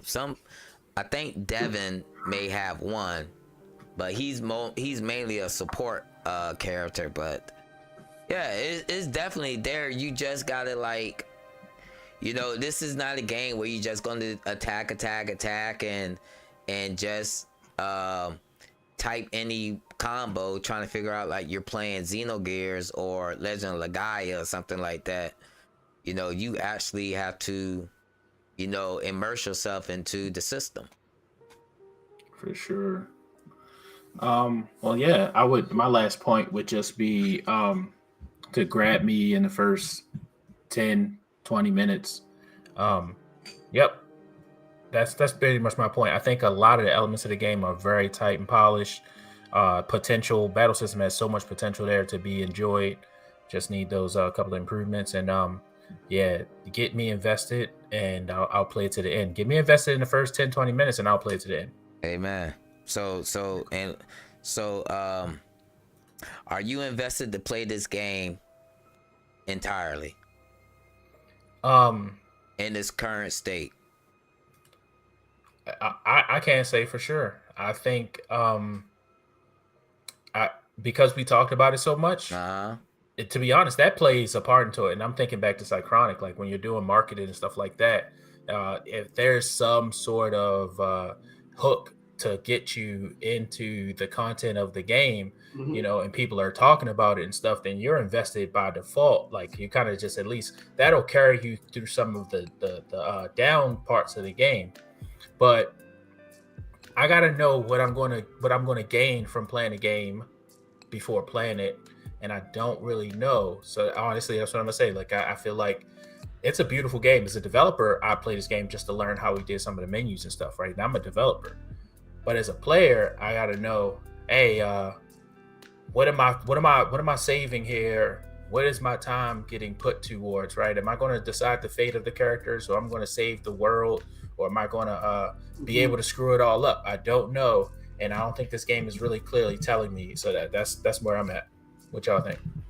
I would tend to agree. I think that some of the, as I was talking about when we were talking about the story stuff, I think having a few like strategic cutscenes, different, like a little bit more dramatic or something, it will make it stand out more as far as like caring about the characters or who's who and what's what and what's your main purpose. Because I didn't even really know what the main purpose was until like halfway through, or like chapter 4 or 5 or something. So I think it could have been done earlier, a little earlier, but not in a way where you're spoiling the rest of the story either.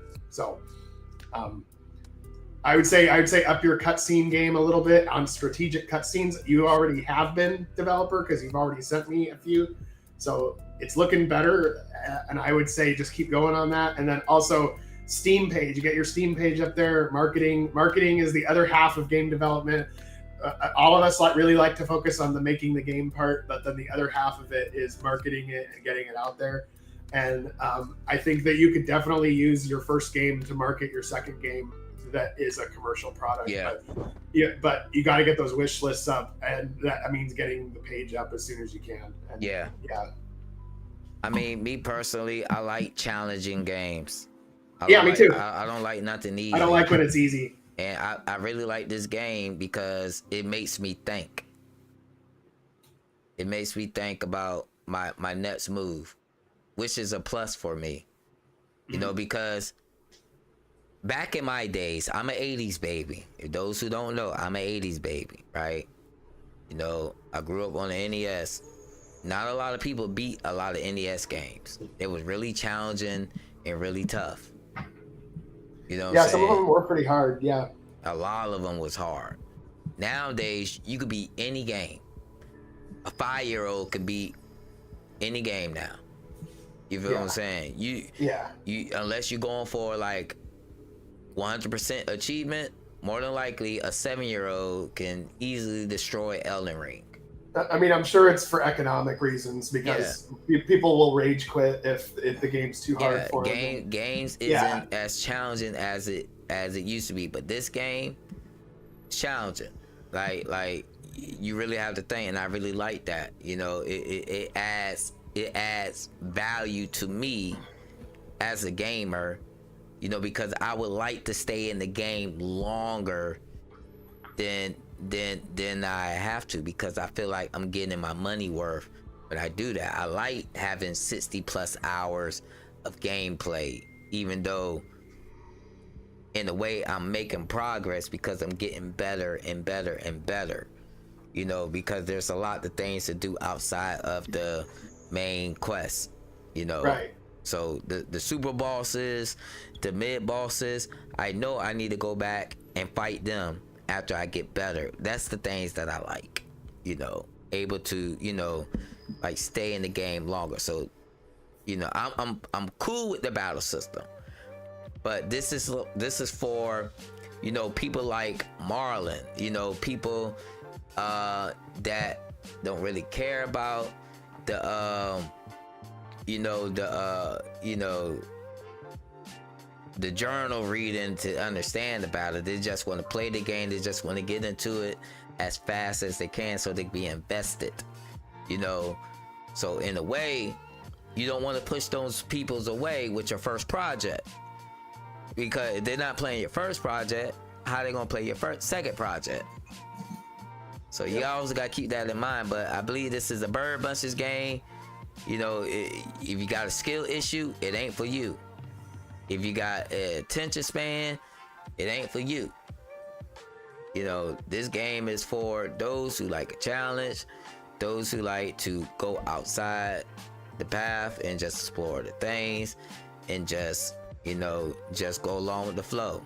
But You know, I would definitely, you know, like to see more of this game and finish it and see LLC 2 because, you know, I like where the developer is going. You know, the low sprites looks amazing. Y'all may not like it, but I think they look cool compared to a lot of people like them. I just don't. Compared to the little chibis we've been. They're better. Yes, they're better than the ones that come with the engine. You for know, sure. and LLC 2 doesn't have these. This is just from the generator that you buy from Low. You know, it's $100. You could create battlers like this, but the other ones, the custom ones, the ones you have to pay a whole bunch of your kidney and your eye for, you know, that's in LLC 2. You know, so definitely, you know, better action sequencing, you know, better everything in LLC. Also the different planets and stuff. That was really cool. I like that. Yeah. So yeah, like he said, you know, the Star Ocean approach. You know, you're on a different planet. There's different worlds, but they all connected to the ley lines, baby. Yeah. They all connected. Yeah. But yeah, oh yeah, I like the game though. I like it. Thumbs up. Thumbs All up. right. Good job, Great. German guy. Good job. Yeah. So again, thank you, DK Entertainment, for letting us demo your game and talk about it on the podcast. And I guess with that said, that concludes our review of Leyline Chronicles. I'm sure it's on itch.io, but yeah, like Psychronic said, get it on Steam if you can, and folks can get that game and play it. Get it on Steam, help support this developer, and if you ain't part of the RTP Rarely Typical Player Discord, we got the link in the description. Definitely join us. If you want us to play your game, leave your game in the request game link. If it's not requested, we're not going to play it. We're not going to keep telling y'all guys this. We're not going to play the game if it isn't requested. So yeah, that's all I really got to say about that. You know, so don't be like, Marlon, can you pick my game? No, if it ain't in the request, we can't play it. We can't play it. And also, those who would like to play the game and critique with the Rarely Typical Players, you know, you are more than welcome to do so, because every time we go live, y'all feedback is important as well. You know, we need your guys' feedback as well. You know, we're all one big community, and a lot of you guys are excellent developers that can give great insight and critique. And one thing about this developer, he not once defended his game. He took everything with gratitude. He listened to everything that we had to say, and this is the power of feedback.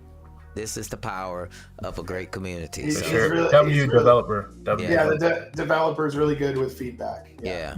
So. Even though he may joke your game and stuff like that, but it's all fun. You know, we call this Leyline Chronicles or Janky-tainment. You know, it's all fun and games. We're one big family, guys. We're just joking around. Yeah, but until next week, till we break our next game. This is Leyline Chronicles 1. Get it or whatever. Is your game good or is it boring and snoring? Check out our new hit song on the Rarely Typical Players podcast. Yeah, you'll love it. Yeah, Psychronic's a musician now. That's what we do, baby. That's what we do. But performance issue. This jank used to lag like a mamma jamma, but now I couldn't get no past than 5 frames per second. But now I'm over 100. It's better. It's definitely improved performance. Oh yeah. Yeah, that's interesting to look at too. Performance improvements, especially on that new engine MZ. It's just because everything in RPG Maker is single threaded because it runs in a shell of a web browser, and basically the thing that causes lag is if there's if you're on that one thread, one core, one thread, and one of your plugins or one thing is doing too much unnecessary math or whatever, it just stops everything. Stops everything. So until we get back together, guys, we next week we will let you know throughout the week, what is our next game. And I'm pretty sure Cychronic gotta go, I definitely gotta go, and Marlon gotta go. He got a family and stuff like that. So we're gonna sign out now, guys. Anything my co-host has to say before we depart? Nah, but just saying, yeah, pleasure being here, and can't wait to review more games, and hopefully. So who's picking the next one? I got a game. But I don't want to. I got a game. If y'all got games, do y'all games first. But I got one. If y'all don't got one, okay, that's what I'm saying. I don't currently have one, so I'm cool with whatever. Okay, we'll discuss it after we get off here. We can't. All right. We can't give our secrets away because there's somebody lurking to start their own podcast. I ain't gonna say who they are, but I'm pretty sure you saw it. They're trying to take us out, guys, and we can't give them. We cannot give them our secrets, man. We can't do it. Well, like I said, I like battle systems, so I'm up for the challenge. I like competition. So. All right, guys, we're out. Peace out. Peace out, guys. Take care. See you next week. Peace.